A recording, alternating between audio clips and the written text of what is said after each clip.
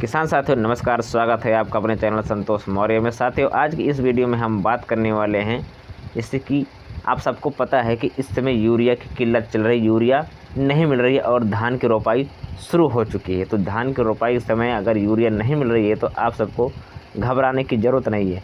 Urea की पूर्ति के लिए कई सारे और भी स्रोत हैं जिसके बारे में साथियों इस वीडियो में हम आप जानकारी आप सब तक पहुँचाने वाले हैं। तो वीडियो में बने रहेगा, बिल्कुल भी स्किप मत करना कि किस किस चीज़ से यूरिया की पूर्ति हो सकती है, कितना खर्च आएगा और कितना मुनाफा आपको होगा। हम पूरी की पूरी जानकारी इस वीडियो में देने वाले, तो वीडियो में बने रहेगा, स्किप मत करना साथियों। अब किसान साथियों हम बात करते हैं धान में यूरिया की जगह हम क्या क्या उपयोग कर सकते हैं। तो आइए स्टेप बाय स्टेप हम सब कुछ जानते हैं, तो वीडियो में बने रहिएगा।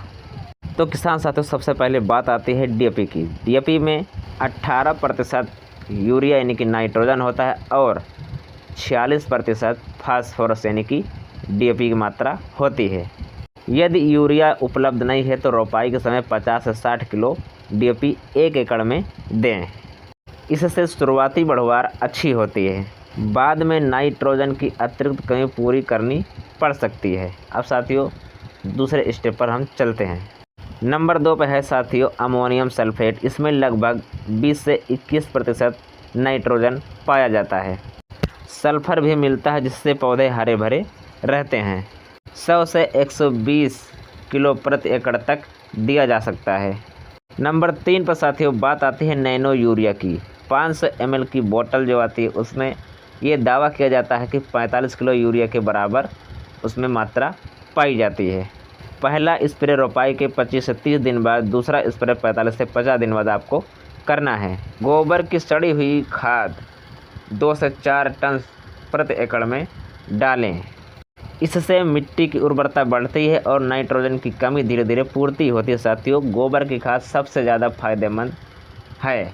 इसको आप शुरुआत में डाल दो, फिर किसी खाद की ज़रूरत ही नहीं, मिले या ना मिले कोई दिक्कत नहीं है। इसके बाद किसान साथियों बात आती है वर्मी कंपोस्ट की, जिसको 1 एकड़ में 500 से 1000 किलो आपको डालना पड़ेगा। या मैं जितनी आवश्यकता आपके पास है, जितना उपलब्ध कर सकते हो उतना आप डाल सकते हो। वर्मी कंपोस्ट कोई नुकसानदेह नहीं है, जड़ विकास और पौधों की बढ़वार में मदद करता है। इसके बाद किसान साथियों बात आती है जीवामृत और घन जीवामृत की। जैविक खेती करने वाले किसान इसका उपयोग कर सकते हैं। मिट्टी में सूक्ष्म जीव बढ़ाकर पोषक तत्व उपलब्ध कराते हैं। फिर किसान साथियों बात आती है नीम की खली। तो 100 से 150 किलो प्रति एकड़ इसको डालें। इससे फ़ायदा 2 तरह का होगा। इसको डालने से कीट भी खेत में कम आते हैं और नाइट्रोजन की भी बढ़ंत होती है।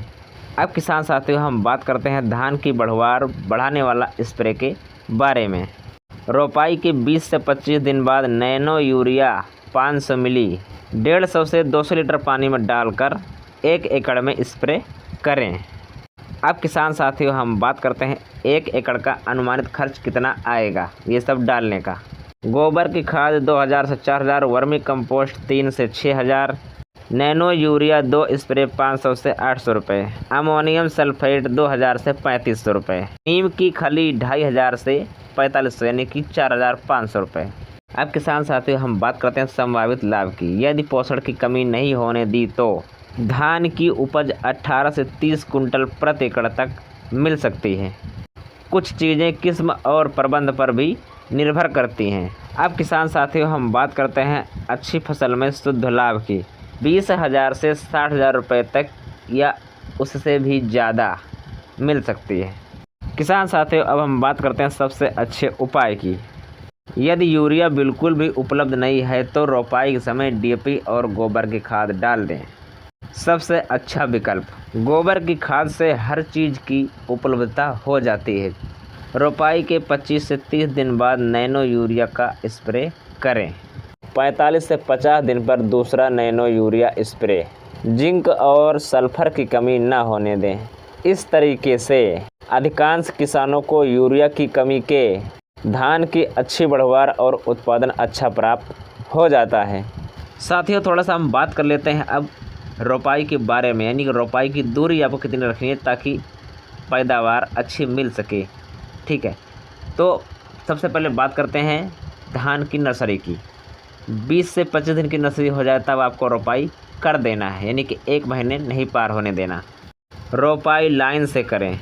एक स्थान पर 2 से 3 पौधे ज़रूर लगाएं और पौधों के बीच की दूरी की बात करें तो 15 सेंटीमीटर ज़रूर रखें। साथियों, रोपाई के उपयुक्त समय की हम बात करें तो जून से जो है जुलाई तक ये सबसे अच्छा समय होता है धान रोपाई का।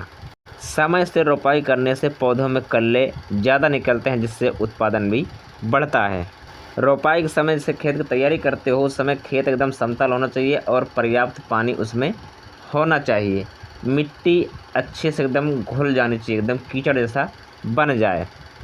ठीक साथियों, तो साथियों वीडियो कैसे लगी कमेंट करके ज़रूर बताना। यदि कोई सवाल हो तो कमेंट करके पूछ सकते हैं। ये सब करने से आपको यूरिया की कमी पूरी हो जाएगी और अच्छी पैदावार भी मिल जाएगी।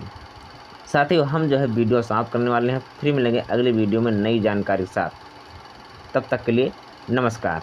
सपोर्ट करते रहें। वीडियो पसंद आए तो वीडियो को लाइक करें, चैनल को सब्सक्राइब करें ऐसे ही वीडियो के लिए, और इस वीडियो को ज़्यादा से ज़्यादा किसान भाइयों तक पहुँचाएँ ताकि सबको पता चल सके, क्योंकि यूरिया की मारामारी इस समय बहुत ज़्यादा चल रही है। धन्यवाद। जय जवान जय किसान।